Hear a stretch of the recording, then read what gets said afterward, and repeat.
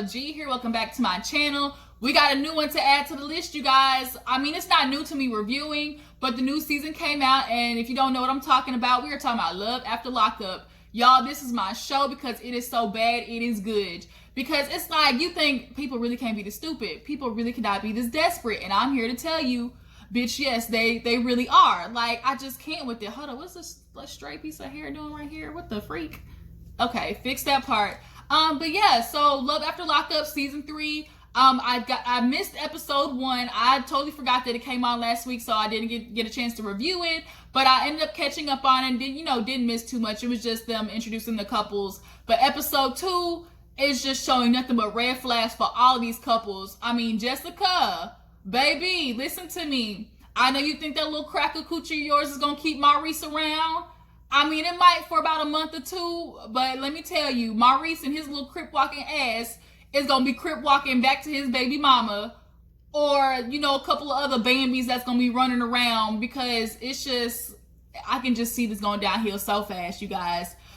So yeah, before we get into the review though, real quick, I just want to give out, a thank you and a shout out to all my new subscribers. If this is your first time clicking on one of my videos, hey, how you doing? Thank you for clicking on my channel. Make sure before you go, you hit that subscribe button and like this video as well. And you guys, let's keep it going. Make sure you share my videos, like it, tag whoever you need be, so we can keep this party going. Always got to pass around the laughs, because if there is anything that we need right now is laughter. I consider it to be medicine. A good laugh a day, just brightens up the mood. And that's why, I started my YouTube channel, because we need a break from reality. Like, this shit on the news and Twitter and the internet is depressing AF. And that's why Love After Lockup is a good, break from reality, because it's always fun watching other people's life go to hell, okay? So speaking of that, let's go ahead and get into the episode and review it, or have me talk about it nonetheless. So y'all sit back, let's get into it. So the episode opens up with good old Scott, this old ass man. He like, what, 50 something? And can we just talk about Scott's lips real quick? Like, why does it look like he had an allergic reaction and the shit never went down? Like, he looks like he got stung in the lips by a bee. Like, I'm just confused. Did you get punched one day? And you didn't put enough ice on it? But, it's just a distraction sometimes when he's talking. But he's sitting there, getting Lindsay's stuff all ready. He's ready for her to come home, this 26, 27-year-old or whatever. And he's packing all her shit up. It's what he said. Oh, it's about $2,000, all the stuff. And he's just super excited because she's going to go from wherever she is to Georgia, then to Mississippi. Now, Scott moved his ass all the way from New York to Mississippi for this girl. So he is all in. And Scott is one of those old white men that confuse the hell out of me. Because on one end, they want to be like, oh, I want to know that this girl is in it for love. And deep down, they keep feeding this girl this money because they know that's what's going to keep her around, because deep down in their hearts, they're really desperate for somebody to be with them. So they would rather keep shelling out this money on this young thing, to have her around, even though they know that they're getting used, but they would rather take that and get a portion of affection and love than to be by themselves. But in the meantime, complain about, oh, is she really with me, because she really loves me, shit like that. But Scott's putting in, iPhone 11, brand new iPhone, I think it was. He's like, she just had to have the most expensive one. No, she didn't have to have it. You should have gave that heifer an iPhone 8 and make sure she could take care of that one first before she got iPhone 11. I'll be damned. And he's giving all this athletic clothes and stuff. But nonetheless, he's meeting the mom and the daughter. I think the daughter's name was like Miley Grace or something like that. He's meeting them because he's supposed to be, I guess, picking up Lindsay, meeting the mom and daughter, and then taking her to the halfway house, if I'm not mistaken. And the mom is super emotional. She's like, she hasn't seen her daughter in 4 years.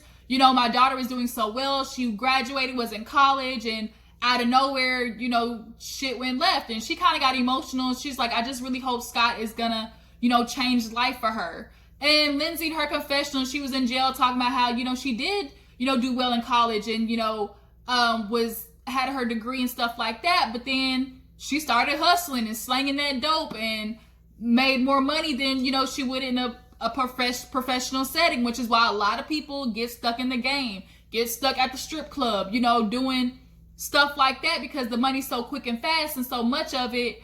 But girl, you was selling meth and doing meth. The worst of the worst. Like, what is it with white people and meth?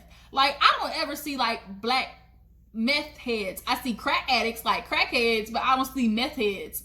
So I guess it's just a white thing. I'm just stereotyping, but that's just what I see. But she's like, you know, I really do love Scott, and we see Scott's basically taking care of her daughter. The daughter's like, oh my God, you know, I miss my mom. Scott's asking her questions like, oh, are you glad to see your mom? She's like, I haven't seen her. I think it was like a year or something like that. So the daughter's like, you know, Scott's nice. I was nervous at first, but you know, he bought me my clothes, my school clothes, and I really like him. So basically, Lindsay figured out a man who's gonna take care of her and her daughter. I mean, I can't knock the hustle, girl. I mean, you do you. We all know people in prison. It's one, they're finding somebody to give them that affection that they're not getting in jail. Two, finding somebody who's dumb enough to put money on their books. And three, when they get out, most of the people typically need somewhere to go. So those three things right there are the reason why these people in prison and jail are scamming and hustlers. And a lot of these people get caught up. But Scott's in it for the long haul. You know, his son passed away, so he's super emotional in that regard. So now he's kind of like building this connection with Lindsay's daughter because he lost his son. And I think he's kind of like trying to not replace that love, but trying to fill that void with building this family with Lindsay. And he's going to basically scare Lindsay away. I know she said she wanted to get engaged and married to Scott and stuff like that. But I think when that shit really starts happening, he's going to freak her out. So we're just going to see how, you know, that shit plays out. So moving on, let's get on to destinee and Shawn. I think, yeah, destinee and Shawn, his old stupid ass. So he ends up going to the bail bondsman, which is confusing because if she's already getting out, what is thingy? I don't know why that whole part situation is happening. But basically, he's on the hook for $5,000 if she flees. And she has a history of trying to dip. She's cut her ankle monitor, like, because, you know, at the bail bondsman, they can see the list of the stuff. So he's like, yeah, he's like, she got like 30 infractions, my nigga. Like, are you sure? Because you're going to be on the hook for this. And he put down the $5,000 for her, took out his 401k, all types of stuff for destinee. And he hasn't even seen the bitch, y'all. He hasn't even seen her. Oh my God. Like, oh my God. So Shawn, you know, called Destinee's like, you know, telling her about how he took care of everything. She's like, baby, you know, I just love you so much. I thank you. He's like, well, you know, I'm just letting you, like, he told me, you know, if you don't make it, you run. Like, that's on me. And she's like, babe, I don't want you to judge me when I get out. Like, I won't have any makeup on. I gained like 20 pounds in here. I promise I'm going to look good for you. And I'm like, what does that have to do with anything? I feel like this girl, Destinee, like, she's probably spent most of her life thinking, oh my gosh, you know, I got to look good for my man. You know, only thing I can offer him is, you know, to offer up my pussy on a platter for him and, you know, make sure I'm always in shape and stuff like that, because that's all she keeps saying anytime she talks on the phone with him is about her looks. So I'm interested to know what her childhoods are like. Maybe there's some abuse in there. I don't want to assume, but typically when women are putting themselves out there to only be, you know, a body for their spouse, it typically is connected to, you know, assault as a child. So Destinee too was on that stuff, y'all. So her little mugshot was not looking good. But Shawn ended up having to go meet his ex-wife, not even ex-wife, ex-woman, and the daughter to tell them about Destinee. So he ends up talking to Kelly, who he has 6 kids with, y'all. 6. I was not expecting that. But he tells her, look, Destinee's moving in when she gets out. And she's like, why and when and who is she and what is she in jail for? You know, she's like, she does drugs. Like, you don't even know if most people, when they get out, go straight to the drugs. And then we have 6 kids. She's like, ain't none of my kids gonna see her until I meet this bitch.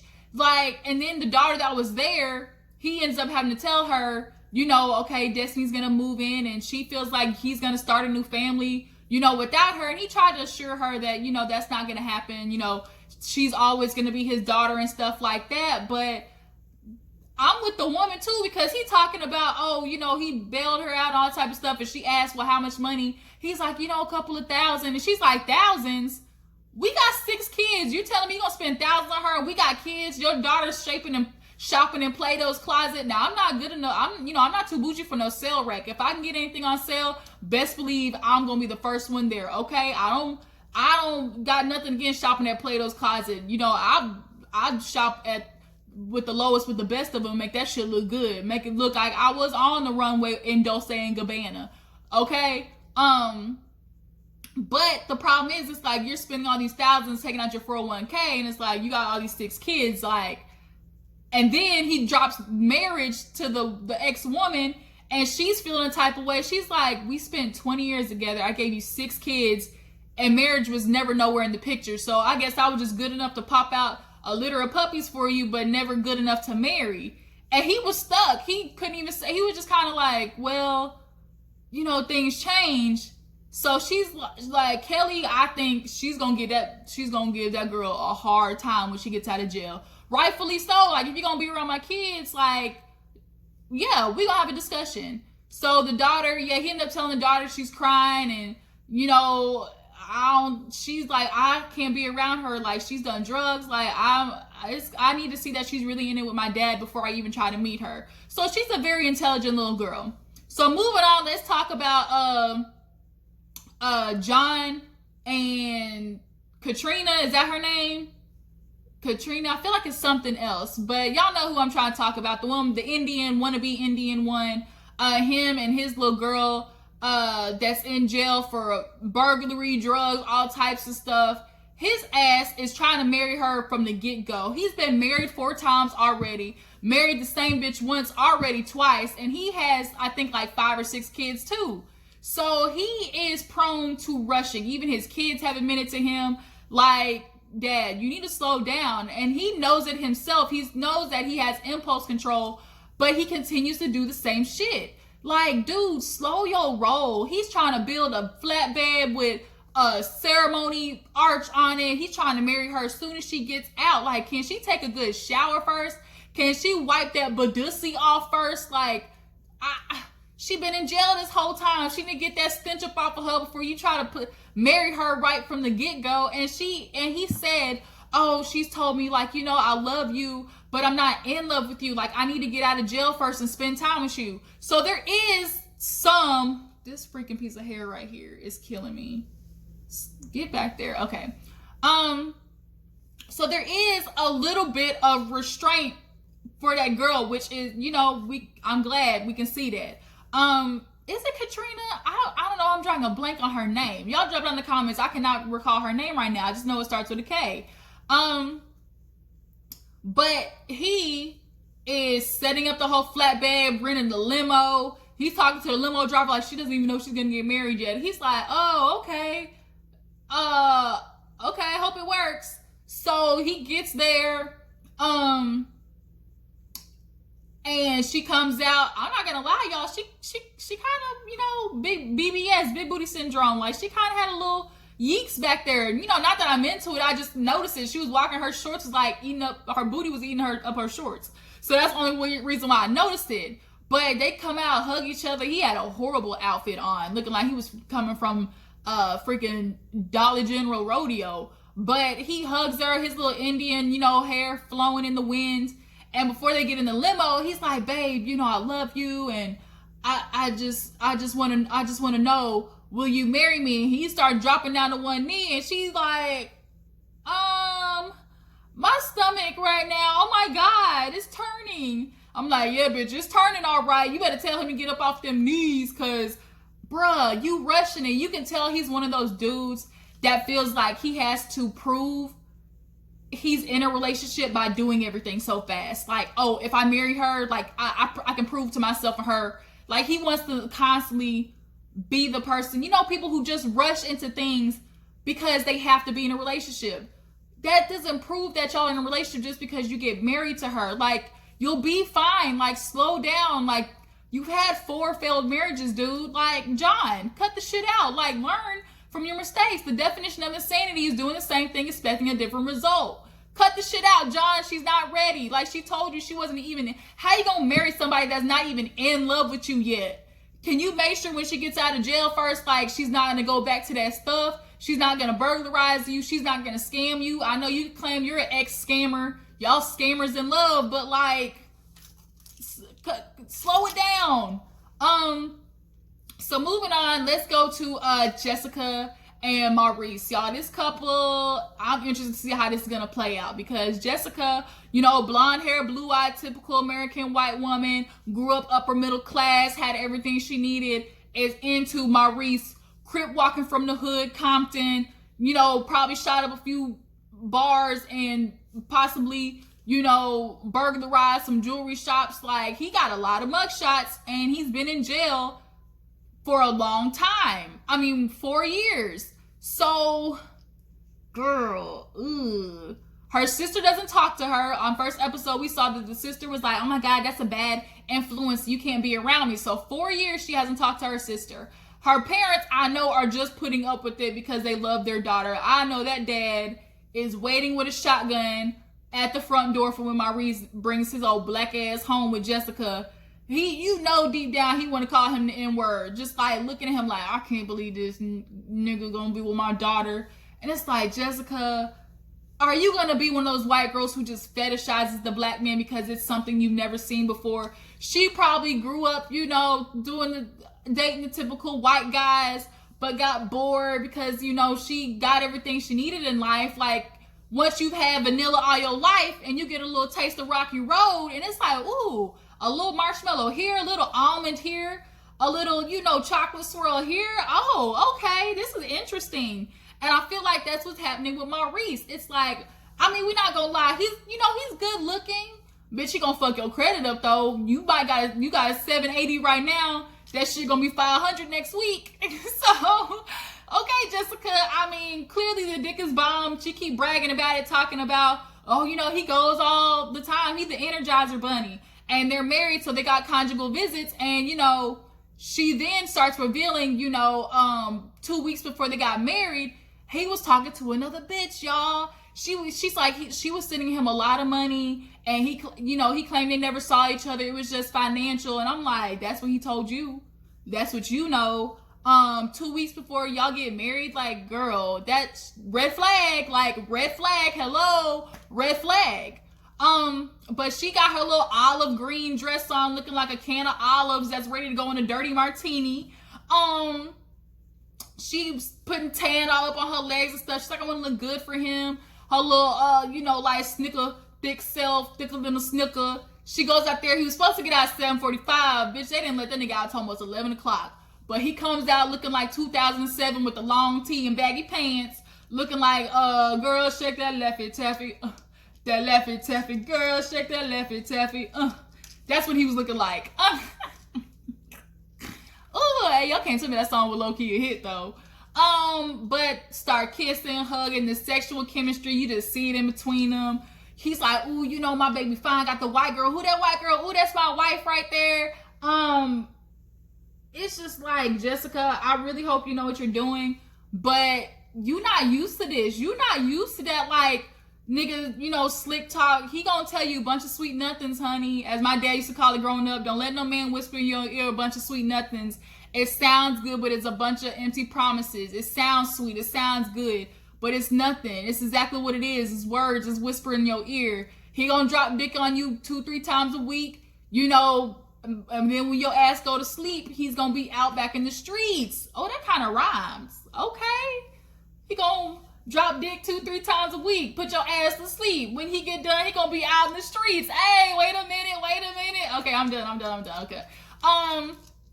Like I was trying to say, Jessica, I don't think you are prepared for the type of game that Maurice is about to be putting on you, honey. Like, this isn't no, hey, my name is Bob McHenry. You know, you look so sweet, babe. I want to be with you. This ain't none of that. This is gonna be, you know what, hey, you know what, shawty, you know you my baby. Hey, don't let that bitch.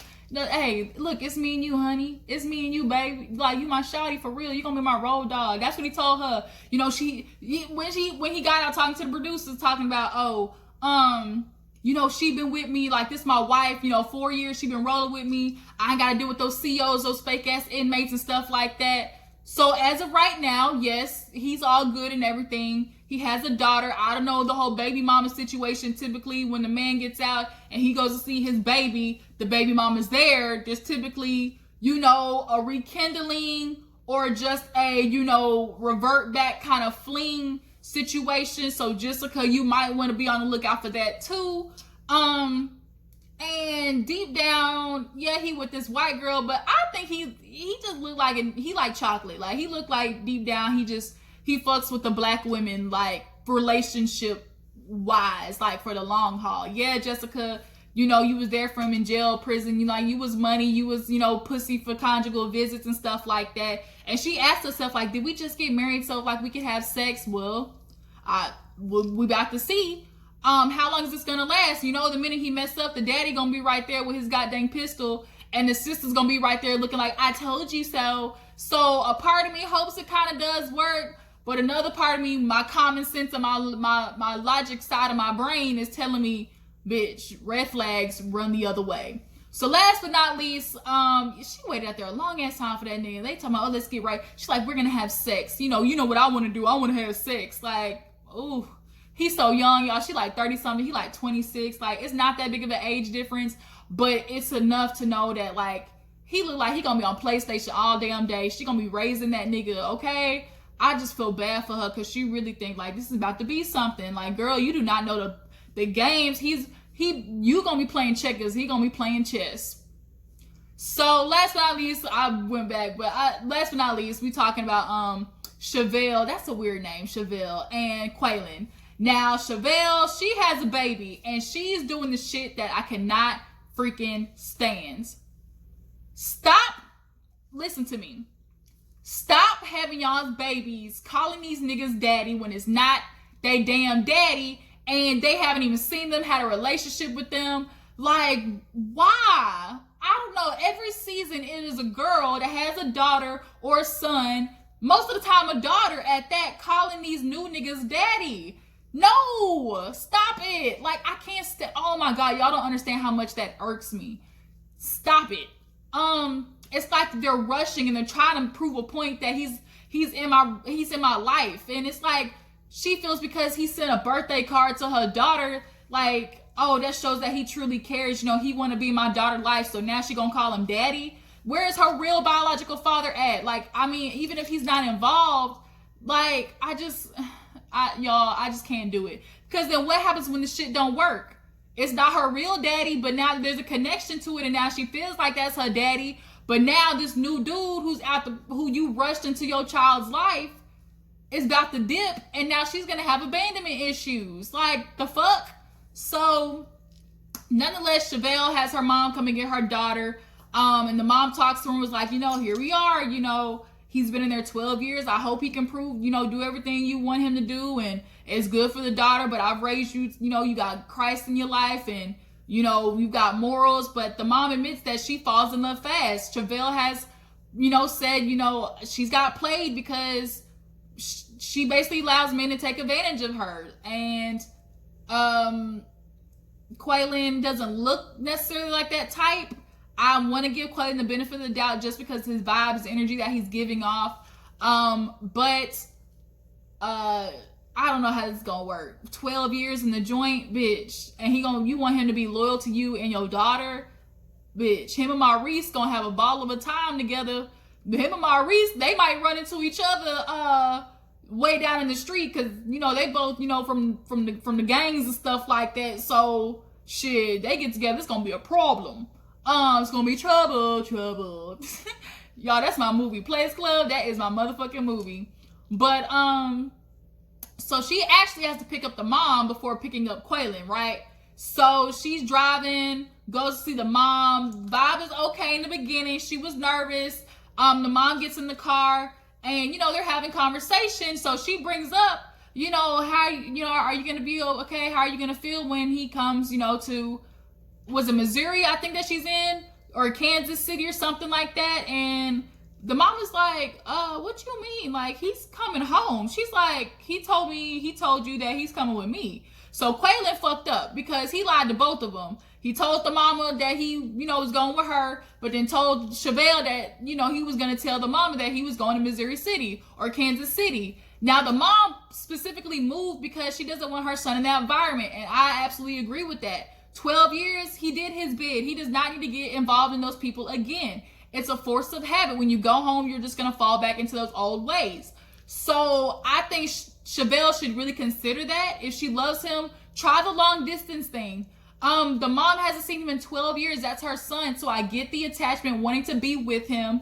But now both these bitches in the car kind of got sour energy, you know, got resting bitch face because Quaylon put them in a weird position, you know, by not telling the truth. And the mom is like, girl, I'll run up there and get my son and take off myself. Ain't nobody gonna take my son. And Chevelle's like, well, you know, wouldn't you be excited for him to start a new life? And she was like, his life is gonna be back with his mama, period. Chevelle, you gonna be battling that mama for as long as you with Quaylon. So I hope you prepare for that. Get your little armor on because that mama is not playing with her, you know, Sally Mae wig on. So, Chevelle, I want to give Quaylon the benefit of the doubt. I guess you want to have him be your daddy and stuff like that because he gave your daughter a birthday card. But this is going to be hard. You're rushing it. All of them are rushing it, okay? But this season's gonna be really good, you guys. So tell me what you thought about the review, everything we discussed today. How do you feel about Jessica and Maurice? Do y'all feel like he's gonna be faithful to her? How do you feel about Destinee and Shawn? Do you feel like he is putting Destinee over his kids? And do you believe it's actually her? Do we feel like Destinee is actually Destinee? Y'all drop down in the comments, let me know. Make sure before you go to like this video, subscribe to my channel, and I will check on you guys in the next video. Deuces.